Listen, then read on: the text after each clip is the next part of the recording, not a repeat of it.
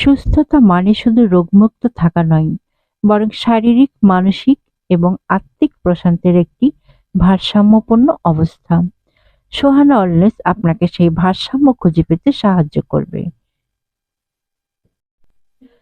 Chinese chicken curry একটি সুস্বাদু এবং জনপ্রিয় রেসিপি, যা সহজেই ঘরে তৈরি করা যায়।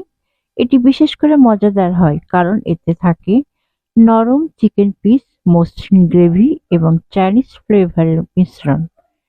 চাইনিজ চিকেন কারিতে আমি আজ যা যা দিয়েছি তা হলো: মুরগির মাংস 500 গ্রাম, পেঁয়াজ কুচি 1 কাপ, আদা রসুন বাটা 1 টেবিল চামচ, সয়া সস 2 টেবিল চামচ, চিলি সস 2 টেবিল চামচ,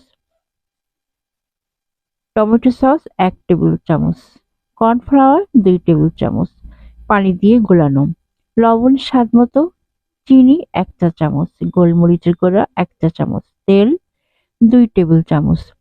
সবজির মধ্যে আমি সাধারণত ক্যাপসিকাম, গাজর, মটরশুঁটি দিই, তবে আজ আমি সবজিটা স্কিপ করে গেছি একটু ব্যতিক্রমতা আনার জন্য। তবে আজ চাইনিজ চিকেন কারির সাথে আছে Chinese vegetables, beef curry, fried rice.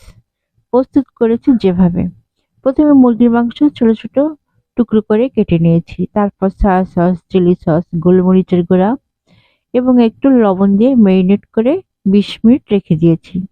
তারপর এদিকে প্যানে তেল গরম হলে পেঁয়াজ কুচি ও আদা রসুন বাটা দিয়ে হালকা করে ভেজে নিয়েছি। ম্যারিনেট করা মুরগির পিসগুলি ভালোভাবে নেড়ে নিয়ে 10 মিনিট মতো রান্না করে নিলাম।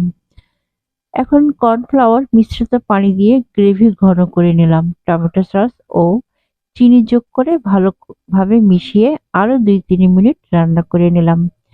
চাইনিজ চিকেন কারি গরম গরম পরিবেশন করুন ফ্রাইড রাইসের সঙ্গে, আর সাথে যদি আরো থাকে চাইনিজ ভেজিটেবলস আর বিফ কারি, তাহলে তো কোনো কথাই নাই। চাইনিজ ভেজিটেবলসটা বেশি সময় ধরে রান্না করবেন না।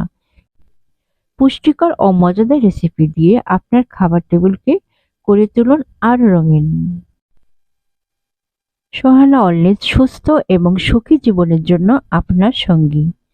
আমাদের লক্ষ্য হলো আপনার দৈনন্দিন জীবনে আপনাকে সুখী, সুস্থ ও পরিপূর্ণ জীবনযাপনের অনুপ্রেরণা দেওয়া। সোহানা ওয়েলনেসের সঙ্গে থাকুন এবং নিজেকে দিন আরো ভালোভাবে ভালো রাখার সুযোগ। আজ এই পর্যন্তই। আসসালামু আলাইকুম।